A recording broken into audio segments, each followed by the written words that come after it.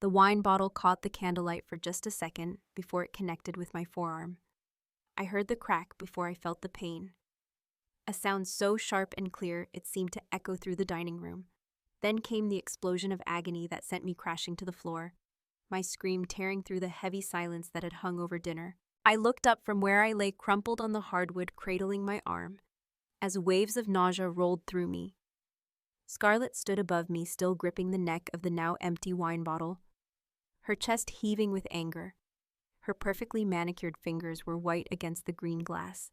For a moment I thought I saw something flicker across her face, maybe shock at what she had done, but it vanished as quickly as it appeared, replaced by that familiar sneer of contempt. "Mom?" I gasped, turning my head toward where my mother sat at the head of the table. "Mom, please, my arm, I think it's broken. I need to go to the hospital." Evelyn didn't move. She simply stared at me with those cold gray eyes, the ones that had looked through me my entire life, as if I were nothing more than an inconvenient shadow in her perfect home. Then slowly, deliberately, she picked up her linen napkin and handed it to Scarlett.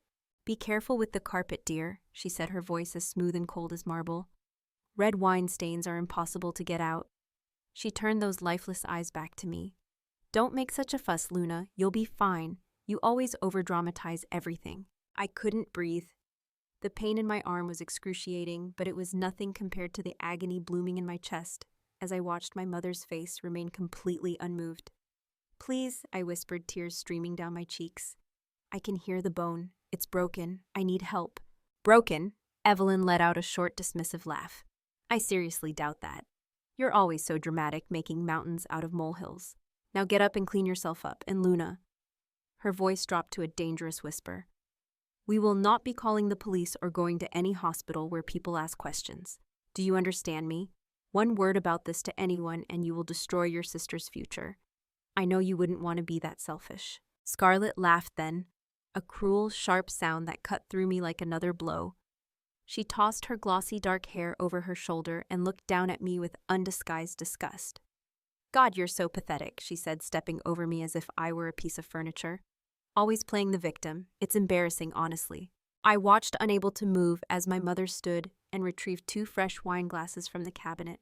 She poured the burgundy liquid carefully, the same wine that had been in the bottle that had just shattered my arm.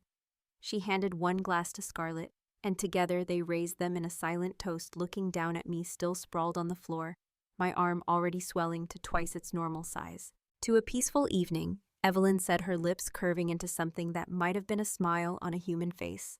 "And to people who know when to keep their mouths shut," Scarlett added, clinking her glass against our mother's. They drank, and I watched them, truly saw them, for perhaps the first time in my 26 years. They weren't just indifferent to my pain. They were celebrating it. They were celebrating me, or rather celebrating the fact that I was nothing, that I would always be nothing in this house, and that they could do anything they wanted to me without consequence. Something shifted inside me in that moment, something fundamental and irreversible. The pain in my arm became distant secondary to the crystal-clear realization washing over me. I wasn't their daughter, their sister. I was their victim. And I had been choosing to be their victim every single day of my life. As I lay there on the cold hardwood floor, I felt something new kindle in my chest, small at first, but growing steadily brighter. It felt like anger, but cleaner, sharper. It felt like clarity. It felt like the beginning of something they would never see coming. Later that night, after they had gone to bed, I dragged myself to the bathroom. Every movement sent lightning bolts of agony up my arm.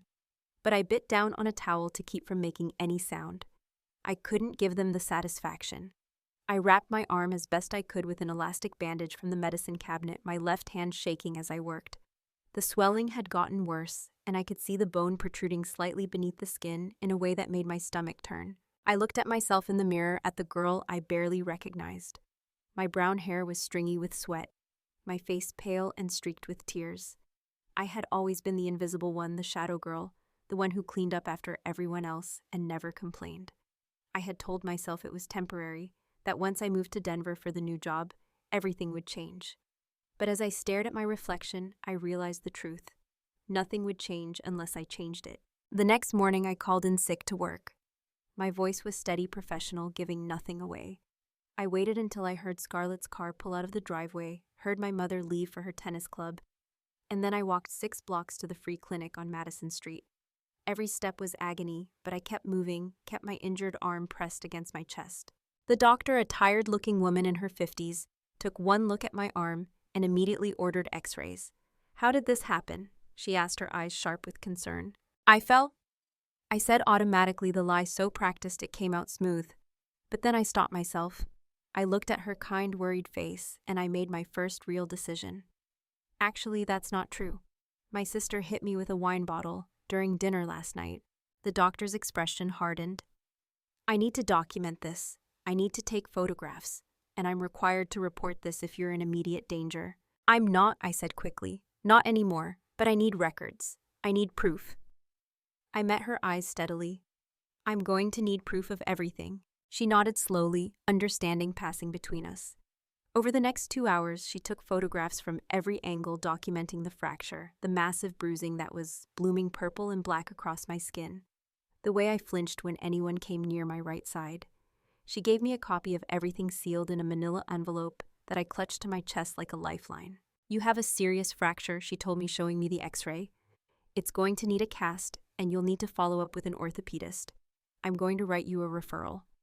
She paused, then added quietly, "And here's the number for a domestic violence hotline, just in case." I took everything she gave me and walked back to the house. The cast felt heavy on my arm, but somehow it also felt like armor, like proof that I existed, that what had happened to me was real, that I mattered. When I got home, Scarlett was in the living room scrolling through her phone. She glanced up at my cast and rolled her eyes. "Wow, you actually went and got that looked at. What a cheap attention-seeking move." She turned back to her phone. "Don't expect any sympathy from me. You probably ran into a door and made up that whole thing about the wine bottle." I didn't respond. I simply walked past her, went up to my room, and carefully placed the manila envelope in my desk drawer. Then I went downstairs and made dinner just like always. I set the table, served the food, and ate in silence, while Scarlett complained about her boyfriend Justin not spending enough money on her, and my mother nodded along sympathetically. But inside I was different. Inside I was planning. Over the next 2 weeks, I became a ghost in my own home, but not the kind of ghost I had been before. Now I was deliberate, purposeful. I moved through the house like a spy in enemy territory, gathering intelligence, collecting ammunition. I recorded everything. My phone, small and unobtrusive, captured Scarlett bragging to her friends about teaching that little brat a lesson when she thought I was at work. It caught my mother laughing, actually laughing, as she told her tennis partner, "Oh, Luna's always been so clumsy. She probably hurt herself," and blamed it on Scarlett for attention. I took more photographs, the bruising as it evolved through sickening shades of purple, green, and yellow, the way I struggled to do simple tasks with one arm. I kept every medical document, every receipt from the pharmacy, every follow-up appointment note, and I started digging into their lives with the same careful attention they had never bothered to pay to mine. I went through old boxes in the attic, supposedly organizing things, as my mother had been nagging me to do for months. That's where I found it, the small lockbox, hidden beneath decades of Christmas decorations. Inside was a USB drive. My hands shook as I plugged it into my laptop that night, and what I found made my blood run cold. Audio files, dozens of them dating back 17 years. I clicked on the first one. My father's voice filled my ears, younger than I remembered, but achingly familiar. "Evelyn, please, let me see her. She's my daughter too, I have rights." Then my mother's voice, hard and sharp. "You have no rights, Richard. You signed them away when you left, and if you try to pursue this, if you try to take me to court, I will destroy you. I'll tell everyone about your gambling problem, about the debts. I'll make sure you never work in this town again. Is that really what you want? That's not fair. I'm clean now. I've been clean for 2 years. Luna deserves to know her father.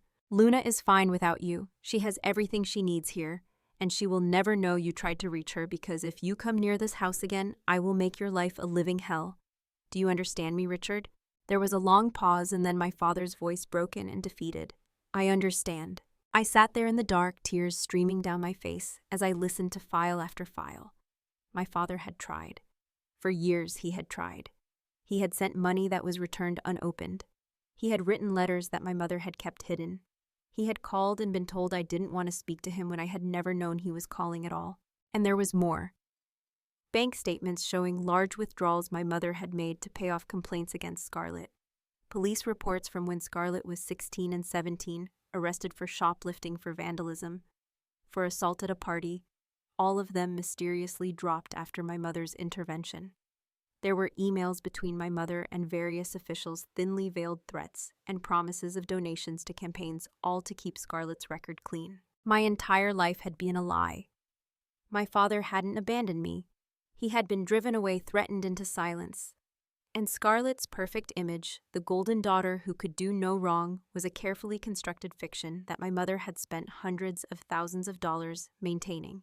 I copied everything onto my own drive, then put the original back exactly where I had found it. When I came downstairs the next morning, my mother complimented me on how nice the attic looked. I smiled and thanked her, and I saw something flicker in her eyes, something that might have been suspicion. But I had been invisible for so long that she dismissed it, turned back to her coffee, and began planning Scarlett's upcoming birthday party. That's when I knew it was time for my first move. Justin, Scarlett's boyfriend, was a nice guy. Too nice for her, really, but he was hopelessly in love with the version of Scarlett she presented to him, sweet, ambitious, working hard at her interior design firm. Of course, Scarlett had never worked a day at an interior design firm in her life. She had been fired from 3 different retail jobs in the past year alone, but she had been telling Justin she was building her career, using the excuse to spend her days shopping and lunching with friends on his credit card. I had thought about just calling Justin, but that seemed too crude, too easily dismissed. Instead, I created an anonymous email account and sent him a carefully curated package. Photographs of Scarlett at a casino at 2 a.m, taken from her own Instagram stories that she had posted and deleted. A short audio clip where she laughed with a friend about that idiot Justin and how easy he was to manipulate.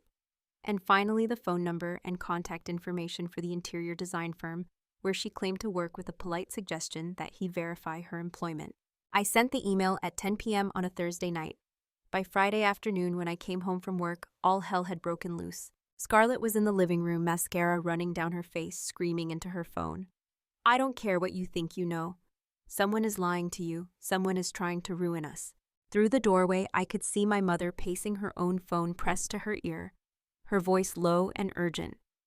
"There has to be a way to fix this. We can explain. We can make him understand." I walked quietly to my room, my heart pounding. I listened to the chaos swirl below me, Scarlett's sobs, my mother's increasingly frantic phone calls, the sound of glass breaking as something was thrown against a wall. Then I heard Scarlett scream, "This is your fault. You're the one who said it was fine to lie. You're the one who said we could get away with anything." And I heard my mother's sharp response, "Don't you dare blame me for your stupidity. I've cleaned up after you your entire life." They were turning on each other. The perfect team, united in their cruelty toward me, was fracturing. I felt no joy in it, only a cold satisfaction. They had built their relationship on lies and contempt, and now those foundations were crumbling. That night, while they were still fighting, I packed a single backpack. I took my laptop, my USB drive with all the evidence, the manila envelope from the clinic, and the small amount of money I had managed to save over the years. I took my important documents, my passport, my birth certificate. I left my phone on my bed, the one they could track, and I walked out of that house for the last time. I didn't leave a note. I didn't say goodbye. I simply disappeared into the night, the same way I had lived in that house for 26 years, unseen, unremarked upon, invisible. But I wasn't invisible anymore, and they were about to find out exactly how visible I could be. The address I had for my father was old, found among the papers in the lockbox, but I had spent hours on the internet tracking him down. He lived in a small apartment in a neighborhood I had never been to, about an hour away by bus. I stood outside his building as the sun came up, my backpack weighing heavy on my shoulders, my casted arm aching, and I thought about turning around. What if he didn't want to see me? What if my mother's poison had reached him too? But I had come this far. I pressed the buzzer for apartment 4B. There was a long pause, then a crackling voice. "Yes, Dad." My voice broke on the word, a word I hadn't said in nearly 2 decades. "It's Luna." The silence that followed seemed to last forever. Then the door buzzed open. He was waiting in the hallway when I reached the 4th floor. Richard Carter looked older than I remembered, his dark hair now streaked with gray, his face lined with years of pain. But his eyes, when they met mine, were the same warm brown I remembered from childhood before everything fell apart. "Luna, hi," he breathed, and then I was in his arms sobbing like a child, and he was crying too, holding me carefully around my cast, his hand gentle on my back. "My girl, my sweet girl, I tried. God, I tried so hard to reach you." "I know," I managed between sobs. I found the recordings. I found everything. I know what she did. I know you never left me. We stood there in that dingy hallway for a long time, two broken pieces of the same family, finally finding each other again. When we finally went inside his apartment, I told him everything. I showed him the medical records, played him. The audio files I had recorded explained about the wine bottle, about Scarlett, about the years of cruelty I had endured.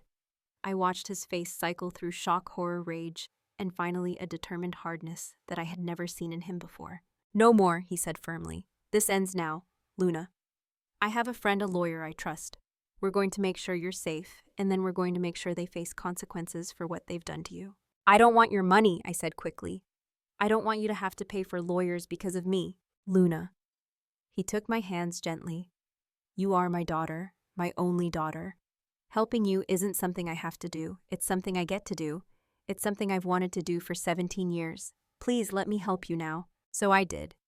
Over the next week, I stayed with my father in his small apartment, sleeping on his couch, eating the simple meals he cooked, and slowly beginning to remember what it felt like to be treated with kindness. He took me shopping for clothes, for toiletries, for all the basic things I had left behind. He took me to follow-up medical appointments and sat with me in waiting rooms. He held my hand when I woke up from nightmares. And together we met with his lawyer, a sharp-eyed woman named Patricia Hernandez, who listened to my story with increasing intensity. I laid out every piece of evidence on her conference table, the medical records, the photographs, the audio recordings, the files from the USB drive showing the pattern of cover-ups and threats. This is more than enough, Patricia said finally. Luna, we can pursue criminal charges against your sister for assault. We can also go after your mother for conspiracy to commit fraud in covering up previous incidents for emotional abuse and for deliberately interfering with your relationship with your father. My hands shook. Will it work? She has money. She has connections. Patricia smiled grimly. Connections only work when you're operating in the shadows. What we're going to do is bring everything into the light. The next day, I filed a police report. It felt surreal sitting in that sterile room, telling a detective the whole story while they took notes. I handed over copies of all my evidence, watched them examine the photographs of my injured arm, listened to them play back the audio recordings. We'll need to bring your sister in for questioning, the detective said. And possibly your mother as well. Are you prepared for that? They're going to know it was you who came forward. I thought about Scarlett standing over me with that wine bottle. I thought about my mother's cold eyes as she handed her a napkin and told her to worry about the carpet. I thought about 17 years of lies, of being made to feel like I was nothing, like I didn't matter. Yes, I said clearly. I'm ready. The police went to the house on a Tuesday morning. I wasn't there, of course, but my father's lawyer had contacts who kept us informed. Scarlett was arrested at 9:47 a.m., right in the middle of her morning coffee. The charges were assault causing serious bodily harm, a felony that carried real prison time. My mother wasn't arrested, not immediately, but she was brought in for questioning about her role in covering up Scarlett's previous offenses. The police had subpoenaed her bank records, and the pattern of suspicious payments was impossible to deny. By that afternoon, it was all over the neighborhood. By evening, it had hit the local news. Local woman arrested for assault after sister comes forward with evidence. I didn't watch the coverage. I didn't need to. Instead, I sat with my father in his living room, and we looked at job listings in Denver. The position I had been offered was still waiting for me.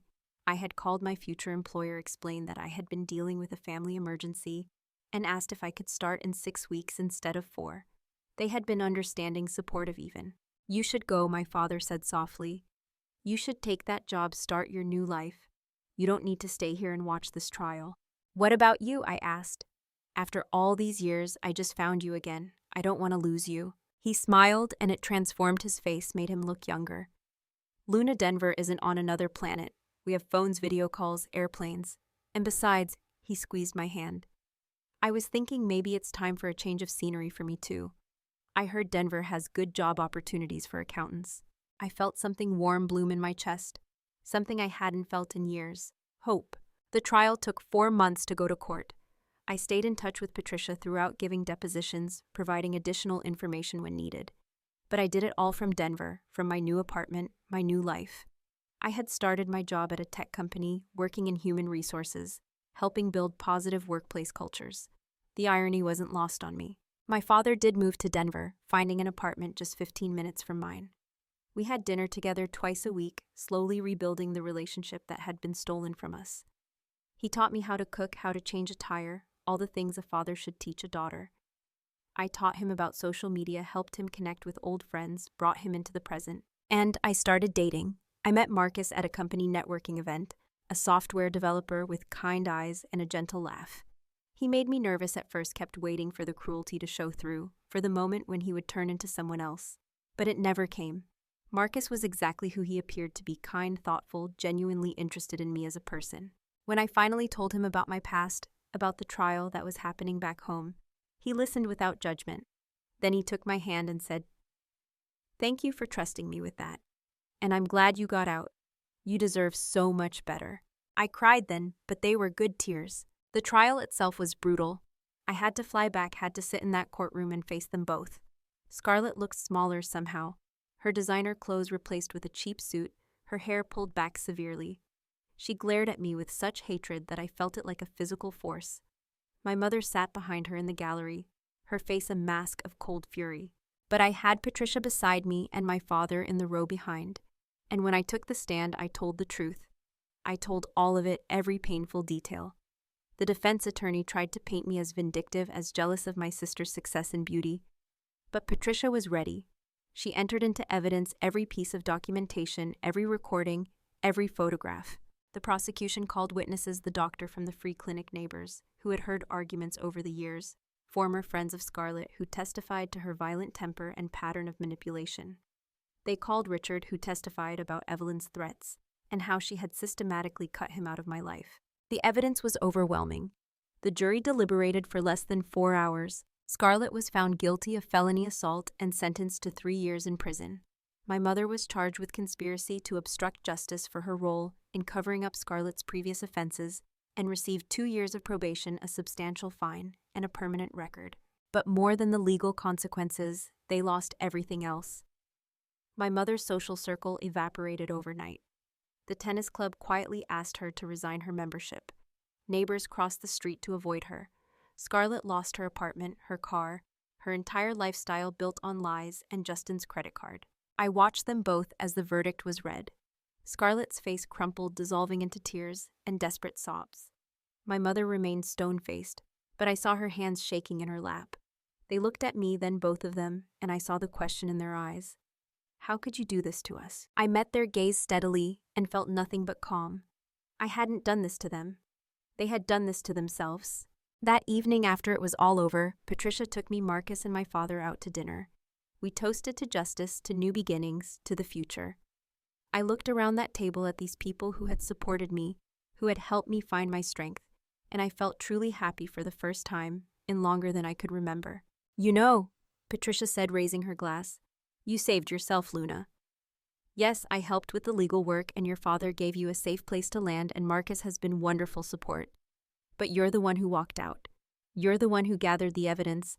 You're the one who stood up in that courtroom and told your truth. That was all you." 6 months later, Marcus asked me to marry him. We were hiking in the mountains outside Denver, the city spread out below us like a promise.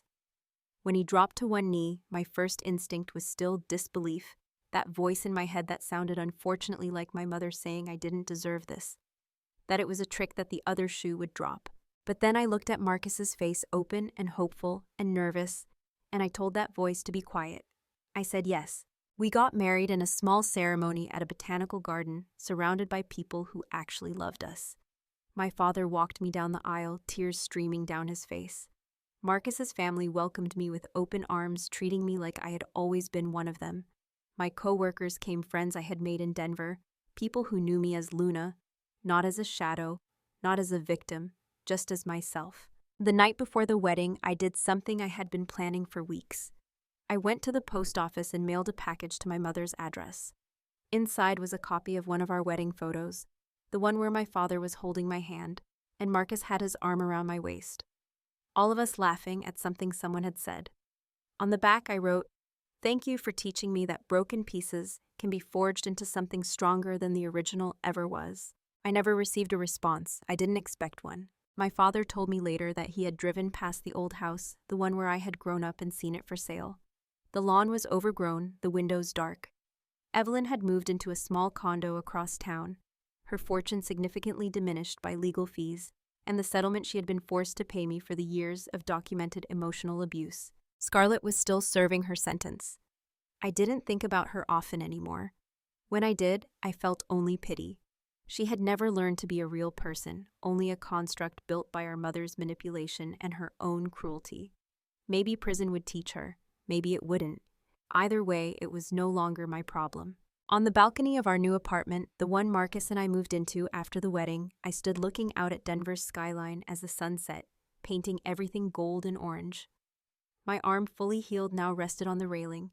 Sometimes I could still feel a phantom ache where the bone had broken, but mostly I just felt whole. Marcus came out to join me, wrapping his arms around me from behind. "What are you thinking about?" he asked. "About how far I've come," I said softly. "About how I almost didn't leave.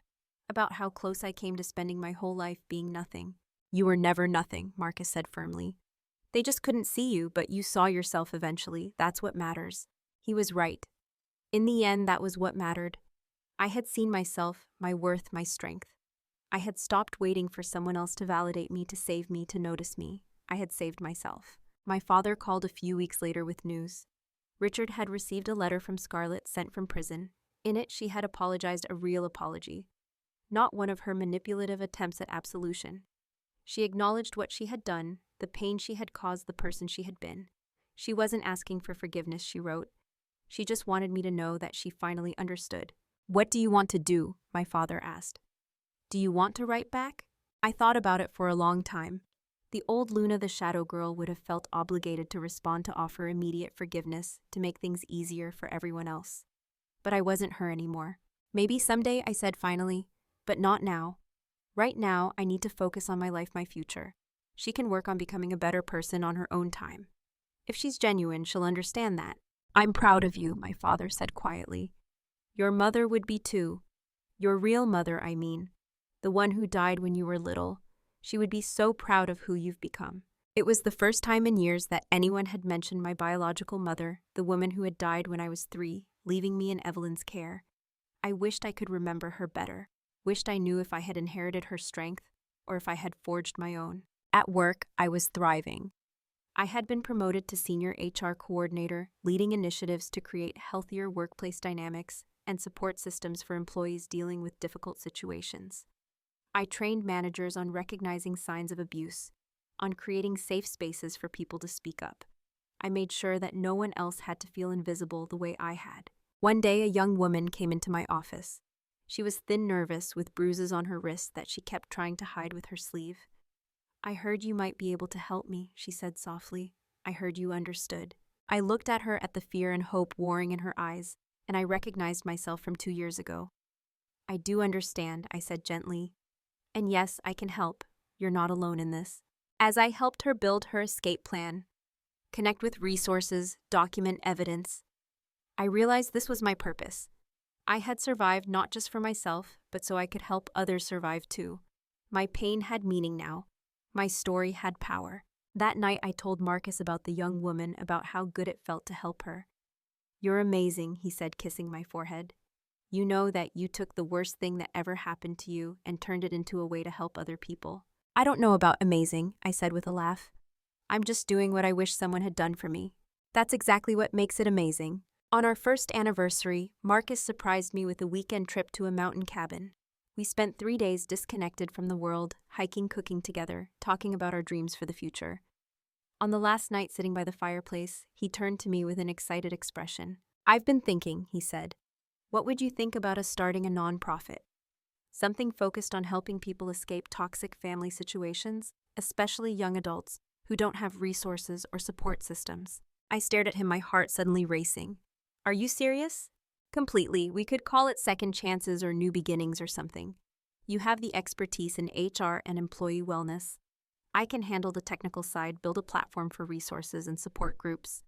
We could start small, but Luna, you could help so many people." I threw my arms around him, tears streaming down my face. "Yes, God, yes, let's do it." Over the next year, we built it together. New Horizons Foundation, we called it. We started with a website offering resources, then expanded to a hotline, support groups, legal aid connections, and temporary housing assistance. My father helped with the accounting. Patricia Hernandez joined our board and helped us navigate the legal complexities. Marcus's company sponsored our technology costs. And slowly, story by story, person by person, we helped people escape. Each success felt like a vindication, like proof that my suffering hadn't been for nothing. One day, 3 years after the trial, I received a letter forwarded through Patricia's office. The return address was the women's prison where Scarlett was serving her sentence. I almost threw it away unopened, but something made me hesitate. Inside was a short note in Scarlett's handwriting, much neater than I remembered. Luna, I don't expect you to read this, and I certainly don't expect you to respond. I just wanted you to know that I've been in therapy, real therapy, for the first time in my life. I'm learning about the cycle of abuse, about how Mom damaged both of us, just in different ways. I'm learning that what I did to you was unforgivable, and I'm not asking you to forgive me. I just wanted you to know that I finally see you. I finally see what I did, what we did. You deserve so much better. I hope you found it. Scarlett.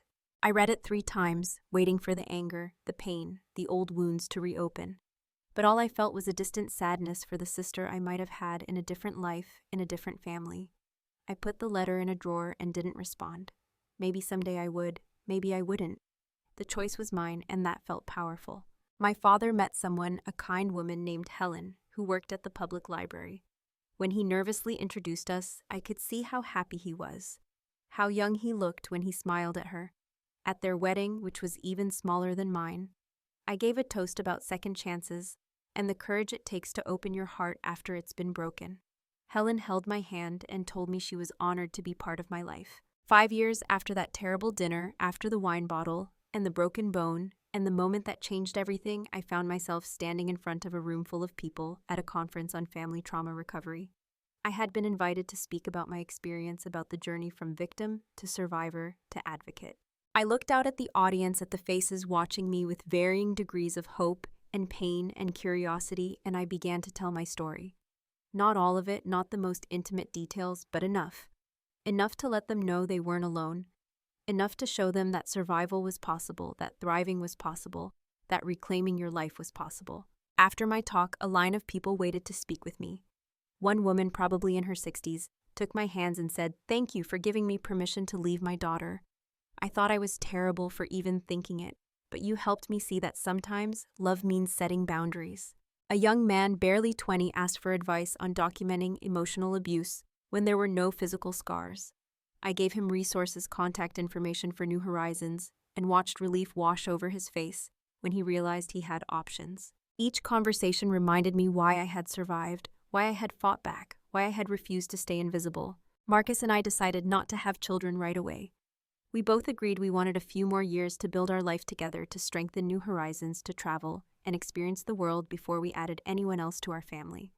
But we talked about it often, about the kind of parents we wanted to be, about breaking the cycles that had damaged us both. "I want our kids to know they're seen," I told him one night. "I want them to never doubt for a second that they matter, that their feelings are valid, that we're proud of them." "They will," Marcus promised. "Because you'll be their mother and you know exactly what it feels like to be invisible. You'll never let that happen to them." My mother reached out once about 4 years after the trial. It was a brief email, awkward and stilted, asking if we could meet for coffee. I stared at it for 3 days before responding. Part of me wanted to ignore it completely, to let the silence speak for itself. But another part of me, the part that had worked so hard on healing, knew I needed closure. We met at a neutral coffee shop in a neighborhood neither of us had history in. Evelyn looked older, diminished somehow. Her designer clothes couldn't hide the defeat in her posture, the gray streaking through her hair that she hadn't bothered to color. When she saw me, something flickered across her face that might have been regret. "Luna," she said, her voice lacking its usual commanding tone. "Thank you for agreeing to meet." I sat down across from her, my spine straight, my head high. I wasn't the girl who had cowered on the floor anymore. "What did you want to talk about?" She fidgeted with her coffee cup, unable to meet my eyes. "I wanted to apologize. For everything. For how I treated you, for what I allowed Scarlett to do, for keeping your father away. I was wrong." I waited, watching her struggle with words that clearly didn't come easily. "I don't expect you to forgive me," she continued. "I just wanted you to know that I see now what I did. The therapist I've been court-ordered to see has helped me understand the damage I caused." "Court-ordered," I repeated. "So you're apologizing because you have to?" "No." She finally looked up at me and I saw something in her eyes I had never seen before, genuine remorse. I'm apologizing because I should have 20 years ago. Because you deserved a mother who protected you, not one who sacrificed you for her golden child. Because I was so determined to fix Scarlett to make her perfect, that I destroyed any chance at a real relationship with you. I took a breath, feeling the old anger trying to rise up, but I had worked too hard on myself to let it control me now. You did hurt me, deeply. You stole my childhood, my father, my sense of self-worth. And I'm not going to sit here and say it's okay because it's not. I know, she whispered, but I continued. I've built a good life despite you. I have people who love me, a career that matters, a purpose. You don't get credit for any of that, but I also won't let what you did define my entire existence. I'm more than your victim, Evelyn. I'm more than the shadow girl you tried to keep me as. She nodded slowly, tears sliding down her cheeks. I see that, and I'm glad. I'm glad you escaped us. We talked for another 30 minutes. She told me about Scarlett's progress in prison, about the genuine changes she seemed to be making. She told me about her own therapy, about unpacking her own childhood trauma that she had perpetuated onto us. She didn't make excuses, didn't try to justify anything. She just told me the truth, and that was more than she had ever given me before. When we parted ways, I didn't hug her. I didn't promise future meetings or reconciliation. I simply said, I hope you find peace, Evelyn. I really do. But I need you to understand that my peace doesn't include you in my daily life. I understand, she said. And Luna, I am proud of you. I know I never said it when it mattered, but I'm saying it now. You're stronger than I ever was. I walked away from that coffee shop feeling lighter somehow, like I had closed a door that had been hanging open for years. I didn't forgive her, not really, but I released the hold she had on me. She was just a sad, damaged woman who had made terrible choices. She wasn't the monster in my nightmares anymore. She was just Evelyn, and I was free. Marcus proposed that we expand New Horizons, opening a physical center where people could come for counseling, legal advice, and temporary shelter. We spent a year fundraising, securing grants, and finding the perfect location. The day we cut the ribbon on the New Horizons Center, my father and Helen stood beside me along with Patricia, several of the people we had helped over the years, and a crowd of supporters who believed in our mission. I looked up at the building, at the warm lights glowing in the windows, at the sign promising hope and help. And I thought about the girl I used to be, the one who had laid on the floor, with a broken arm, believing she was worthless, believing she deserved the pain. If I could go back and tell her anything, it would be this: you are not invisible. You matter. And one day you're going to help so many other people realize they matter too. The pain won't last forever, but the strength you build from surviving it will. A reporter approached me for a quote about the center's opening. What made you want to do this? She asked. Her recorder pointed at me. I thought carefully about my answer. Because I know what it's like to feel trapped. I know what it's like to think there's no way out, that you're stuck in a situation forever. And I want every person who walks through those doors to know that there is always a way forward.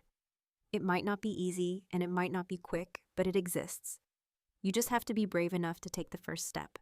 That evening, Marcus and I hosted a small celebration at our home. My father raised a toast, his arm around Helen. To Luna, who taught us all that the phoenix isn't just a myth. Sometimes you really can rise from the ashes stronger than before. Everyone cheered and I felt tears prick my eyes, but they were good tears, happy tears. The kind of tears that come when you realize you've made it to the other side of something terrible and found beauty waiting there. Later that night, after everyone had gone home, I stood on our balcony looking out at the Denver skyline, the same view I had looked at countless times over the past 5 years. Marcus came out to join me, wrapping a blanket around my shoulders against the cool night air. Do you ever regret it? He asked softly, fighting back all the pain of the trial and the confrontations. I thought about it honestly. No, I said finally, not for a second, because if I hadn't fought back, I'd still be that girl on the floor believing she was nothing. Or worse, I'd be dead inside, going through the motions but never really living. Fighting back gave me my life. It gave me you, my father, this career, this purpose. It gave me myself. You gave yourself all those things, Marcus corrected gently. You found the courage inside yourself. That was all you, Luna. I leaned back against him, feeling safe and loved and whole. Maybe, I acknowledged. But I couldn't have done it alone. You, my father, Patricia, everyone who believed in me when I was learning to believe in myself. You all helped me become this person. And now you're helping others become the people they were meant to be, Marcus said. It's a pretty amazing legacy for someone who's only 31. 31. 5 years since that terrible night. 5 years of healing, growing, fighting, and rebuilding. 5 years of learning that I was never the problem, that I was never too dramatic or too sensitive or too much. I was exactly enough, exactly right, exactly worthy of love and respect and safety. Scarlett was released from prison when I was 32. I heard about it through Patricia, who had maintained some peripheral awareness of the case. Scarlett had served her full sentence, minus some time for good behavior and completion of extensive therapy programs. She was living in a halfway house, working at a grocery store, rebuilding her life from nothing. Part of me wondered if she would try to contact me again. Part of me wondered if I would respond if she did. But mostly I just hoped she had truly changed, not for my sake, but for hers. I hoped she had found some peace, some understanding of who she was beneath the cruelty and manipulation our mother had fostered in her. But whether she had or hadn't, it was no longer my responsibility. I had spent enough of my life carrying the weight of other people's damage. Now I carried only my own story, my own truth, and I used it to light the way for others still stumbling in the dark. When I turned 33, Marcus and I decided we were ready to start a family. The conversation happened naturally, easily. Both of us finally feeling secure enough in our relationship and our individual healing to bring a child into our lives. When I found out I was pregnant 6 months later, I was terrified and elated in equal measure. What if I'm like her? I asked my father one afternoon, my hand resting on my barely visible bump. What if I have her in me, Evelyn's coldness, and I don't even realize it? My father took my hand gently. Luna, you've spent the last 6 years of your life helping strangers escape situations like the one you were in. You've built an entire organization dedicated to showing people they matter. You cry when you watch sad commercials. You make sure everyone at your office feels seen and appreciated. You are nothing like Evelyn. You're like your mother, your real mother, who was the kindest, warmest person I ever knew. That's who you are. Our daughter was born on a spring morning with my father and Helen in the waiting room, and Marcus holding my hand through every contraction. When they placed her in my arms, arms tiny and perfect, and completely dependent on me, I felt a surge of fierce protective love that I had never experienced before. I will never let you feel invisible, I whispered to her as she blinked up at me with dark, curious eyes. I will never make you doubt your worth. I will love you so loudly and completely that you'll never question whether you matter. I promise you that. We named her Claire after my biological mother. My father cried when we told him, and Helen took approximately 5,000 photographs in the first hour of Claire's life. Marcus was a natural, gentle, and attentive, already the father I knew he would be. As I watched him cradle our daughter singing softly to her, I thought about cycles, about how trauma can echo through generations if left unchecked, but how healing can too, about how I had taken the broken, damaged pieces of my past and forged them into something beautiful, about how Claire would grow up knowing only love and security, and the certainty that she was wanted. The shadow girl was gone. She had transformed, burned away in the fire of confrontation and justice, and from her ashes had risen something new. Not a goddess of revenge, though that had been my fantasy in those dark early days. No, I had become something better, a woman who knew her worth, who demanded respect, who helped others find their strength. I had become myself, fully, completely, unapologetically myself. And as I stood there in that hospital room holding my daughter, while my husband smiled at us both, and my father took pictures through tears, I realized that this was my revenge. Not the trial, not Scarlett's conviction, not Evelyn's isolation. This life full of love and purpose and genuine connection. This was the ultimate victory over everyone who had tried to keep me small and silent and invisible. I had won, not by destroying them, but by refusing to let them destroy me. I had won by living, by thriving, by becoming more than they ever believed I could be. The wine bottle had shattered more than my arm that night 5 years ago. It had shattered the illusion I had been living under, the belief that I was somehow less than, that I deserved the treatment I received. And from those shattered pieces I had built something beautiful. I looked down at Claire, at her perfect tiny fingers wrapped around mine, and I smiled. "Welcome to the world, little one," I whispered. "You're going to love it here, I promise." And I meant it, because despite everything I had been through, despite all the pain and betrayal and cruelty, I had found my way to joy. I had found my way home. Not to the house I grew up in, not to the family that had rejected me, but to myself. And that was the greatest revenge of all, becoming so completely radiantly happy that their attempts to diminish me became nothing more than a distant, fading memory. I was Luna Carter, wife, mother, advocate, survivor. I was seen, valued, loved. I was no longer a shadow.